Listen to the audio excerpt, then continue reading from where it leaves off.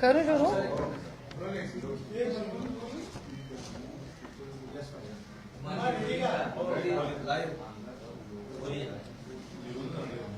नमस्ते, मैं करुणा धनंजय मुंडे।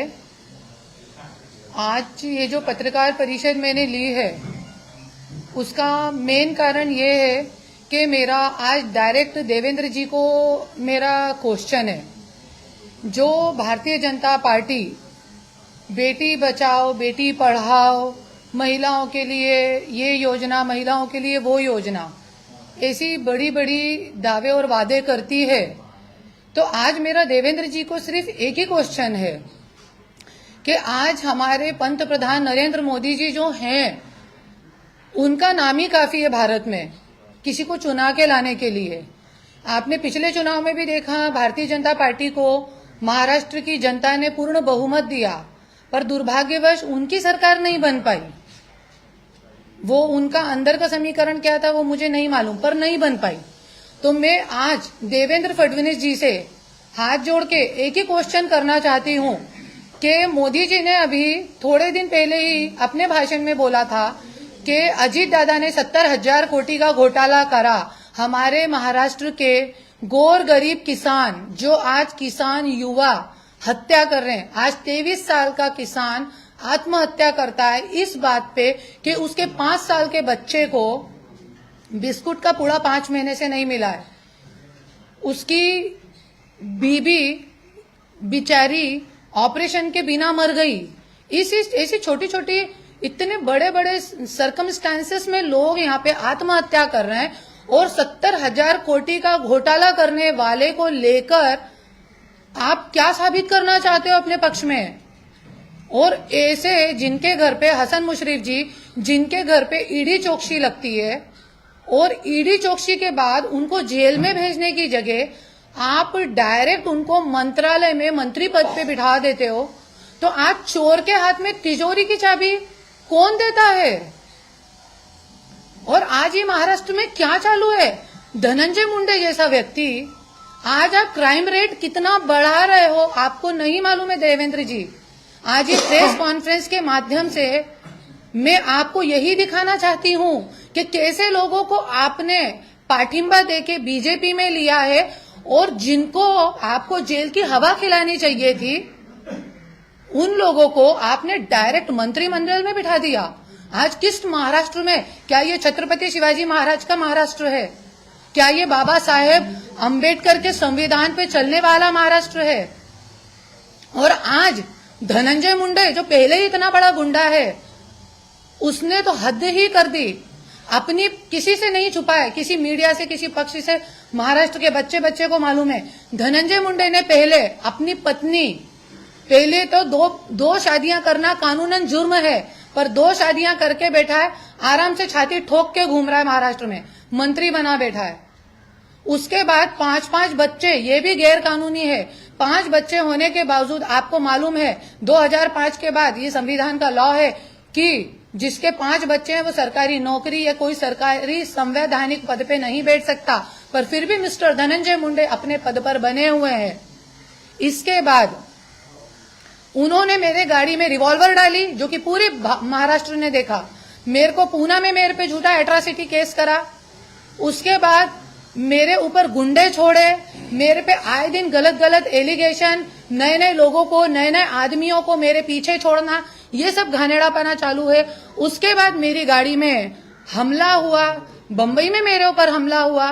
मैं हर वक्त अपनी कंप्लेंट देती हूं, पर आज तक कोई डीजी, कोई एसपी, कोई मंत्रालय, कोई नेता, कोई पार्टी इस बात पे कोई ऑब्जेक्शन नहीं लेती है। ना ही ये देखिए आप, इतनी मैंने कंप्लेंट इकट्ठी करके रखी है, इससे भी ज्यादा होगी। अभी जल्दबाजी में इतनी मिली तो मैं इतनी ही लेकर आई हूं, पर आज तक इस पे एक एफआईआर किसी पे लॉन्च नहीं हुई है। और मिस्टर मुंडे मंत्रालय में मंत्री बने बैठे हैं। पहले सामाजिक के न्याय के मंत्री थे और अब कृषि मंत्री हैं, जो कि उनके खुद के एरिया में इतनी बुरी हालत है कि मैं आप लोगों को बता नहीं सकती हूँ। और आज अभी ये प्रेस कॉन्फ्रेंस लेने का इसलिए मैंने आज ये निर्णय लिया और डायरेक्ट मैं देवेंद्र फडणवीस जी से इस प्रेस कॉन्फ्रेंस के माध्यम से इसलिए बात कर रही हूं क्योंकि इन बड़े नेताओं को मंत्रालय में कौन आ रहा है, कौन सी कंप्लेंट आ रही है, सिर्फ ये रद्दी है इन लोगों के लिए जिसको भी बेच के ये लोग लाखों करोड़ों रुपए खा लेते हैं, जैसा मेरे हस्बैंड ने मुझे बताया है।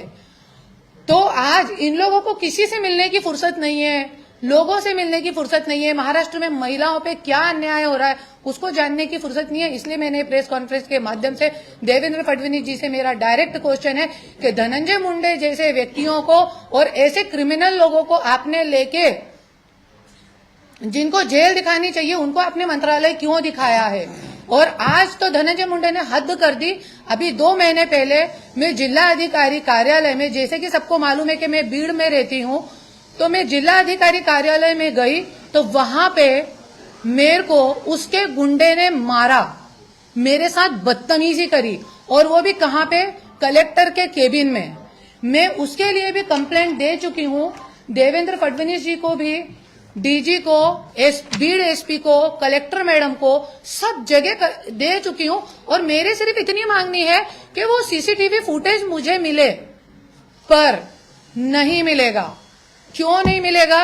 क्योंकि अभी धनंजय मुंडे बीजेपी, राष्ट्रवादी सबको जेब में लेके घूमता है। ये मेरा नहीं, ये उसका कहना है। अभी भी मुझे सुबह यही फोन करके मेरे बच्चों को बोला गया, कौन सी प्रेस कॉन्फ्रेंस लेने जा रही है, कोई पत्रकार नहीं आने वाला। फिर भी मैं ये सोच के इतनी दूर से आई कि कोई पत्रकार नहीं आया तो मेरा फेसबुक लाइव तो है, और आज लाखों लोग, करोड़ों लोग, 6-6 मिलियन लोग मेरे फेसबुक लाइव को देखते हैं। तो मैंने सोचा कोई पत्रकार नहीं आएगा तो मैं खुद ही लाइव ले दूंगी। पर आप लोगों का दिल से धन्यवाद करती हूँ कि आप लोग आए। तो आज मेरा देवेंद्र फडणवीस जी से यही एक हाथ जोड़ के विनती है कि ऐसे घानेड़े लोगों को आप जेल का रास्ता दिखाइए, अपने जो आपने ये मांडवाली किए इनको निकालिए और इनको इनकी सही जगह दिखाइए। इसका जो नुकसान है आने वाली चुनाव में आपको भुगतना पड़ेगा, बीजेपी को भुगतना पड़ेगा। पंत प्रधान नरेंद्र मोदी जी का नाम महाराष्ट्र के वजह से, आपने जो महाराष्ट्र में युक्तियां करके बैठे, अरे आप सोचिए जब सारे पक्ष एक प्लेटफॉर्म पे आ जाएंगे तो जनता न्याय किससे मांगेगी और किसके पास जाएगी? आज जैसे मैं भटक रही हूँ, आज एक मंत्री की बीवी होने के बावजूद भी आज क्या धनंजय मुंडे के 2 कौड़ी के नेता गुंडे की क्या औकात है कि मंत्री की पत्नी को जिला अधिकारी कार्यालय में मारता है, बदतमीजी करता है उसके साथ, सिर्फ इसलिए कि मैं भीड़ छोड़ दूं? नहीं, पर मैं किसी हालत में भीड़ छोड़ने वाली नहीं हूं। और यदि मुझे या मेरे किसी कार्यकर्ता को या मेरे बच्चों को, मेरे परिवार को, किसी को भी कुछ जान माल की हानि होती है तो उसका जिम्मेदार धनंजय मुंडे एंड गुंडा गैंग, और ये जो सरकार चल रही है तिगाड़ी पूरी सरकार, और जो हमारे शासन है पुलिस प्रशासन, वो होगी।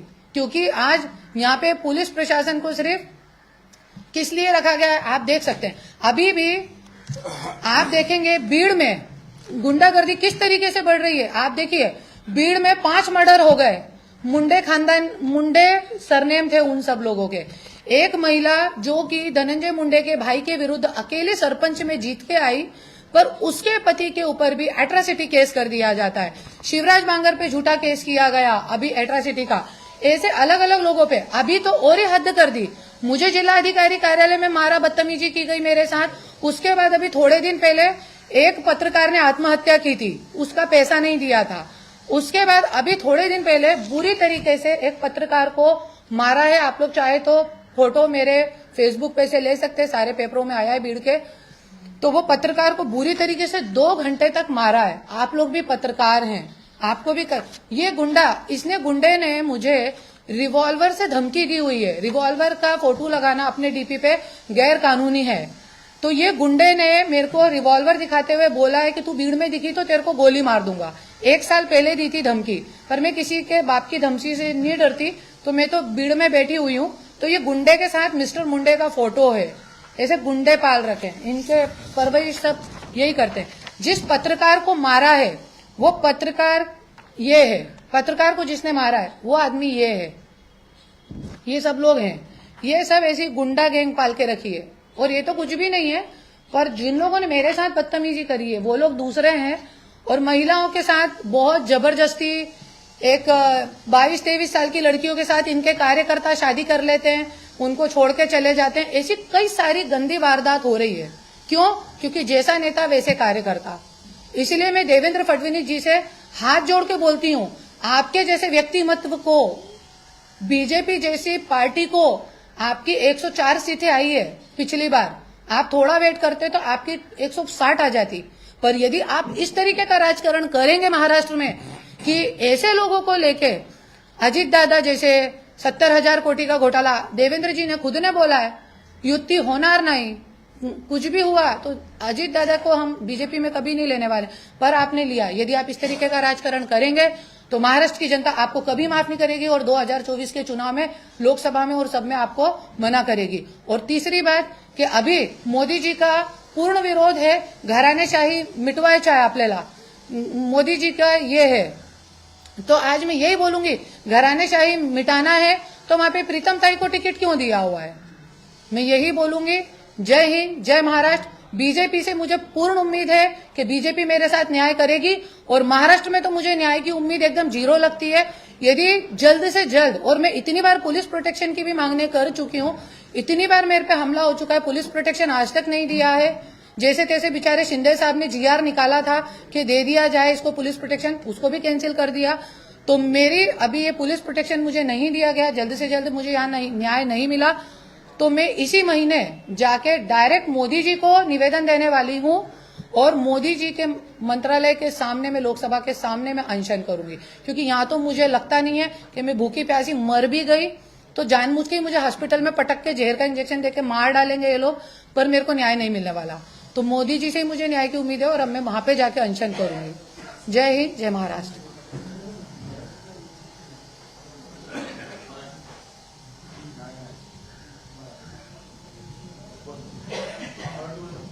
हा, मराठीमध्ये आता जे महाराष्ट्रामध्ये राजकारण चालू आहे, देवेंद्र फडणवीस साहेबांशी माझी हात जोडून विनंती आहे, जे लोकांनी तुम्ही पक्षामध्ये घेतलेला आहे, जे लोकांच्या सोबत तुम्ही युती केलेली आहे आणि त्या युतीचं तुम्ही नाव देतात महायुती, आणि हे लोक प्रोग्राम करते। आता प्रोग्राम चालू आहे नारी शक्तीचा निराधार। नारी शक्तीचा निराधार काय आहे? जे सगळे नारीचा गैरवापर करतात, आणि जे रुपाली चाकण आहे ते पण महिला आयोगची अध्यक्ष आहे, त्यांनी पण काय आजपर्यंत दखल घेतली नाही आहे, 4 कंप्लेंट केलेली आहे। आणि देवेंद्र फडणवीसजी, मी तुम्हाला हात जोडून विनंती करते, ऐसे लोक ज्यांनी 70,000 कोटीचा घोटाळा केलेला आहे, महाराष्ट्राची जनताचा पैसा खाल्ला आहे, आणि जे धनंजय सारखे घाणेरडे लोकांना तुम्ही हटवा पक्षामधून, ये युती तोडा आणि फक्त वेट करा तुम्ही, महाराष्ट्री जनता तुम्हाला न्याय देईल। तुम्हाला पहिल्या पूर्ण बहुमत मिळालेलं आहे, 104 सीटे तुम्ही जिंकलेल्या आहे। तुम्ही जरी और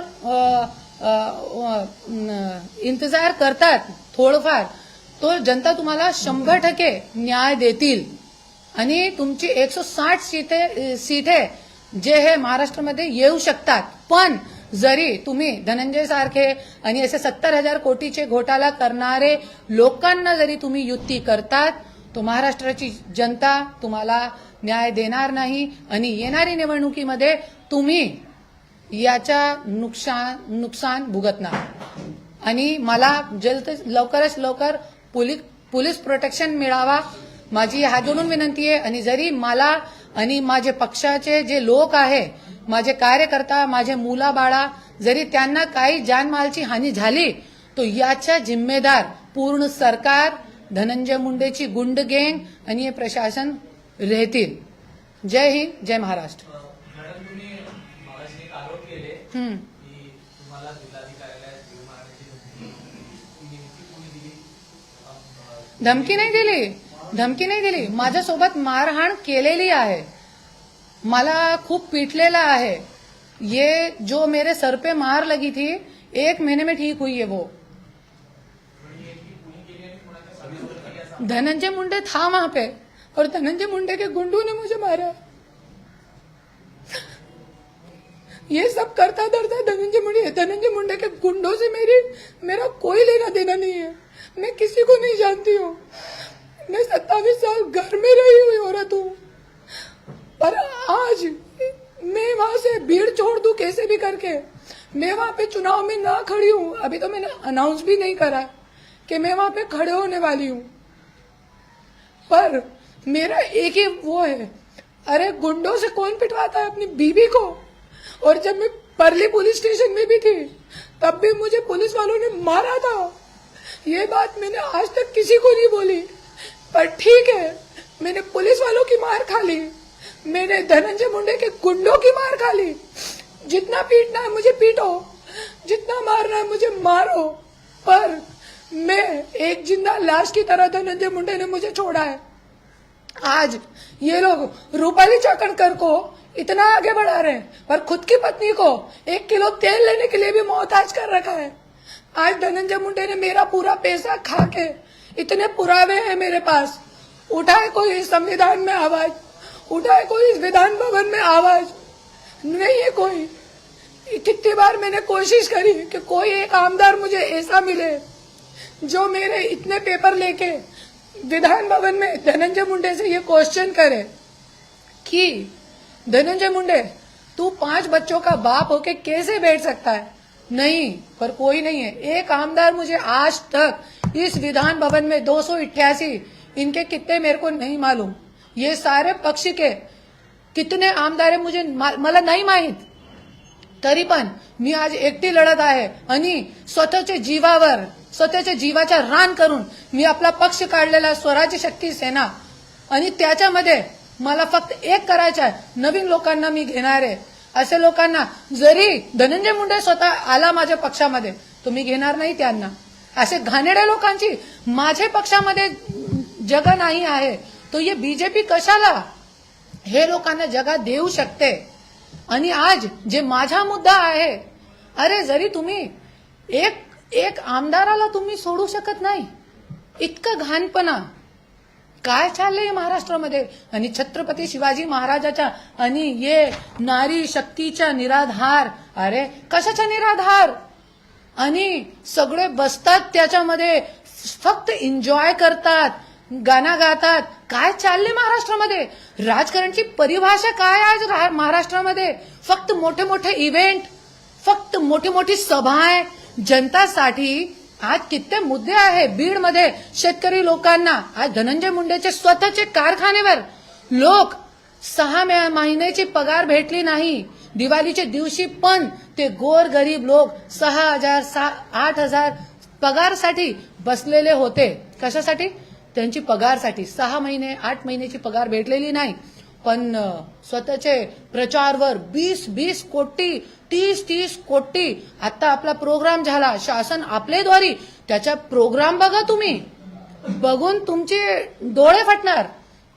काय प्रोग्राम झाला, ते प्रोग्रामचा खर्च मी बोलते कमी ते कमी 30 कोटीच्या पर्यंत ते प्रोग्रामचा खर्च आहे। पण कोण विचारणार हे लोकांशी, कोण विचारणार, कोणी विचारणार नाही। तो माझ्यासोबत मारहाण झालेली आहे, जिल्हाधिकारी कार्यालयामध्ये झालेली आहे, आणि मी पूर्णपणे लड़णार आहे। मेरे को जान की कोई फिक्र नहीं है। मैं आज जिंदा लाश बना के धनंजय मुंडे ने मुझे छोड़ा। मेरे को मेरे बच्चों की हालत देखो। अरे आज मेरे बच्चे और मैं शरीफ है इसलिए चुप है, और मेरे बच्चे शरीफ है, नहीं तो और कोई बच्चा होता आज। धनंजय मुंडे के खानदान का एक लौता वारिस है शिशु धनंजय मुंडे, पर आज खून का घूंट पी रहा है। मेरा बच्चा कितनी बार मेरे पति को बोल चुका है, पापा मैं आत्महत्या कर लूंगा, क्योंकि मेरे पति एक एक बात मेरे बच्चों को बोलते हैं। आज शाम को पत्रकार परिषद है, सुबह मेरे बच्चों को बोलते हैं फोन करके, कोई पत्रकार आने वाला नहीं है। अरे मत है, ऐसा सब मेरे बच्चों को तक इतना त्रास देना चालू है। मेरे बच्चे और मैं आज कैसा जीवन जी रहे हैं हमको मालूम है, पर फिर भी मैं न झुकने वाली हूँ न मैं डरने वाली हूँ। अरे 3 पक्ष क्या 300 पक्ष आ गए धनंजय मुंडे की जेब में। धनंजय मुंडे बोलता है बीजेपी मेरी जेब में, सारे पक्ष मेरी जेब में। अरे तू 3 पक्ष क्या 300 पक्ष तेरी जेब में रख ले। झांसी की रानी भी लड़ी थी, भारत का इतिहास है, झांसी की भी रानी लड़ी थी, जीती नहीं थी, अंग्रेजों से जीती नहीं थी वो, फिर भी उसका इतिहास है। भले ही मैं जीतूंगी नहीं, तुम जैसे कानड़े लोगों से मैं हारूंगी, पर फिर भी ये इतिहास गवाह रहेगा कि तुझ जैसे व्यक्ति के सामने मैं डरी नहीं, मैं झुकी नहीं, मैं लड़ी। और इस बात का मुझे स्वाभिमान है, मेरे बच्चों को स्वाभिमान है, मेरे साथ जो कार्यकर्ता काम कर रहे हैं उनको स्वाभिमान है, और मेरी भीड़ की जनता को स्वाभिमान है, क्योंकि मैं भी वहां पे लड़ रही हूं अन्याय के विरुद्ध। और आज सिर्फ अकेले के लिए नहीं, जिन कार्यकर्ताओं को जेल में डाला, मुझे झूठे केस में जेल में डाला, ये सबकी लड़ाई। महायुती तुम्हाला न्याय देण्याचे फडणवीस न्याय देतात. तर तुम्ही महाविकास आघाडीचे नेते शरद पवार किंवा उद्धव ठाकरे यांच्याकडे अप्रोच का करता? मैंने सबके पास अप्रोच की हुई है, अभी तक मैंने किसी के पास अप्रोच नहीं की थी, पर थोड़े दिन पहले मैं सुप्रिया ताई के पास गई, पवार साहब के पास गई, उद्धव ठाकरे जी तो मिले नहीं मुझे अभी तक, पर उनके पास गई। राज ठाकरे जी भी जो बार बार सिर्फ एक ही मुद्दा ले लेते हैं, टोल का। अरे आप में इतनी ताकत है कि आप टोल खड़े होके बंद कर सकते हो, टोल पूरे बंद कर सकते हो, किराने की दुकान की तरह जो टोल खोल रहे हैं। पर नहीं, उनके पास भी मैंने कई बार जाने की कोशिश करी, पर मैंने वही बोला ना, इन लोगों को इतनी फुर्सत नहीं है कि महाराष्ट्र में महिलाओं के साथ क्या हो रहा है वो जानने की किसी को फुर्सत नहीं है।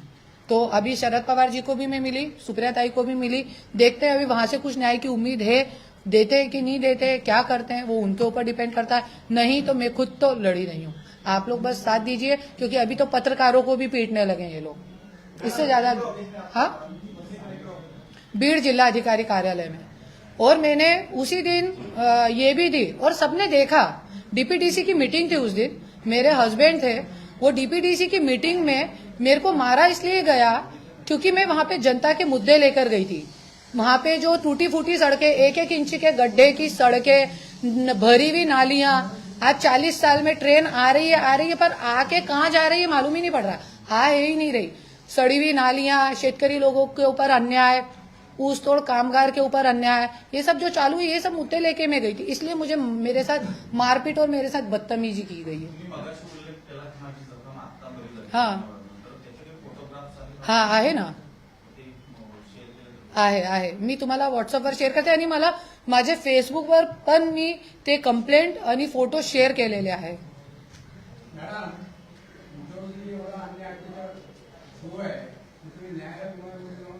न्यायालयामध्ये हाँ एक और बोलायचं आहे, न्यायालयामध्ये पण ये पिटिशन टाकलेलं आहे, सगळे डोमेस्टिक व्हायलन्सच्या, सगळ्या डिवोर्सच्या, सगळं जे मी टाकलेलं आहे, पण आजपर्यंत कोर्टाची पण अशी अवस्था आहे की धनंजय मुंडेला नोटीस सुद्धा सर्व करू शकले नाही कोर्ट। हा, फॅमिली कोर्टमध्ये पण आहे डिवोर्स केस पिटिशन, आणि बँड्रा, आणि ये जे आहे आपला ये बँड्रा कोर्ट, क्रिमिनल कोर्ट, त्याच्यामध्ये डोमेस्टिक व्हायलन्सच्या केस पण आहे। माझी बहिणीसोबत पण जे घाणेरडा कृत्य केलेला होता त्यांच्यावरती पण आजपर्यंत मी काहीही सांगितलं नाही। तिने पण कंप्लेंट केली होती, पण तिने कशाला मागे घ्यावं लागला, ये सगळे आजपर्यंत सगळे राजी आहे। हाँ, पुढे मी राजकीय लड़ाई लड़णार आहे, क्योंकि किसी ने लोहे की तलवार उठाई है तो लोहे की तलवार को लोहे की तलवार से ही जवाब देना पड़ेगा। और इस महाराष्ट्र में यदि ये राजनीतिक पार्टियां न्याय नहीं दे सकती तो मैंने इसलिए स्वराज्य शक्ति सेना पक्ष निकाला है, और इसके माध्यम से मैं नए लोगों को खड़े करूंगी, नई युवा पीढ़ी के लोगों को खड़ा करूंगी, और महाराष्ट्र में खुद भी न्याय लूंगी, और मेरे जैसी जितनी भी महिलाओं पे और लोगों पे, पत्रकार बंधुओं पे, इसके अलावा शेतकरी बंधुओं पे, जितने भी लोगों पे, कार्यकर्ताओं पे अन्याय हुआ है उन सबको मैं न्याय दिलाऊंगी। हाँ, पार्टीमध्ये 1000 लोक आहेत।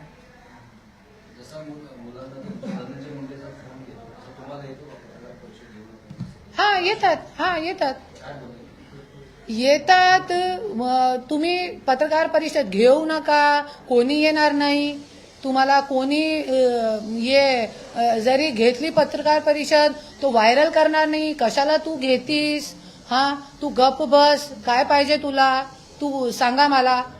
मैंने बोला ठीक है, तुम मेरे को जैसे तुम दूसरी महिलाओं को आगे बढ़ा रहे हो, है ना, जैसे रूपाली चाकणकर जैसी महिलाओं को तुम आगे बढ़ा रहे हो और दूसरी महिलाओं को तुम आगे बढ़ा रहे हो, है ना, उनमें तो वो क्वालिटी भी नहीं है जो मेरे अंदर है. मैं पूरे महाराष्ट्र के लिए लड़ रही हूँ और मेरे फेसबुक पे देख सकते हैं आप कि मैं आज तक कितनी महिलाओं को न्याय दिलवा चुकी हूँ, सिर्फ अपने फेसबुक लाइव के माध्यम से. पत्रकार परिषद भी नहीं ली, उनकी इज्जत की मर्यादा रखते हुए, क्योंकि कई महिलाएं उसमें मुस्लिम समाज की भी थी, कई महिलाएं हिंदू समाज की भी थी, जवान बच्चियां थी. तो पत्रकार परिषद घेना ही किसी बात का निर्णय नहीं होता है और किसी बात का वो अंत नहीं होता है. तो उनका सिर्फ अपना फेसबुक लाइव रख के, मर्यादा रख के उनको न्याय दिलाया. तो आज जैसे तुम दूसरी महिलाओं को आगे बढ़ा रहे हो, अपनी पत्नी को आगे बढ़ाओ ना. राजकीय वाटचाल में मेरा साथ दो, तुम मुझे बढ़ाओ आगे.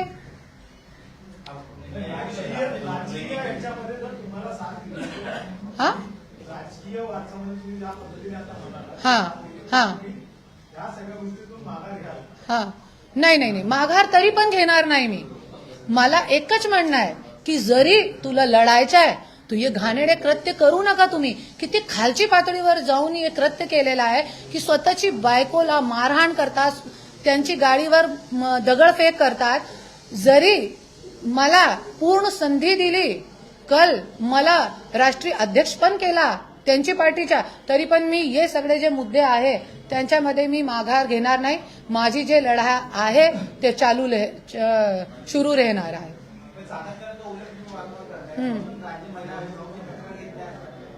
मी 4 वेळे तक्रार दिलेली आहे, तरी पण महिला आयोग की अध्यक्षा जे आहे ते माझ्या हस्बंड सोबत फोटो काढतात, फेसबुकवर व्हायरल करतात, जे की कानूनन अपराध आहे. दिल्लीमध्ये महिला आयोगकडे पण मी तक्रार दिलेली आहे आणि मी पिटिशन पण दाखल करणार आहे, रीट पिटिशन आणि पब्लिक पिटिशन पण त्यांच्या खिलाफ मी करणार आहे. क्योंकि ये जनताची लढाई आहे, माझी एकटी महिलाचा ये नाही आहे. लय महिला आहे जे माझ्यासारखी आहे, ज्यांचा गैरवापर झालेला आहे, ज्यांच्या सोबत खूप घाणेरडे कृत्य झालेले आहेत, तरी पण महिला आयोग काय दखल घेत नाही. हा हा 100% उतरणार, पण महाराष्ट्रामध्ये नाही, दिल्लीमध्ये मोदीजी समोर मी उतरणार आहे.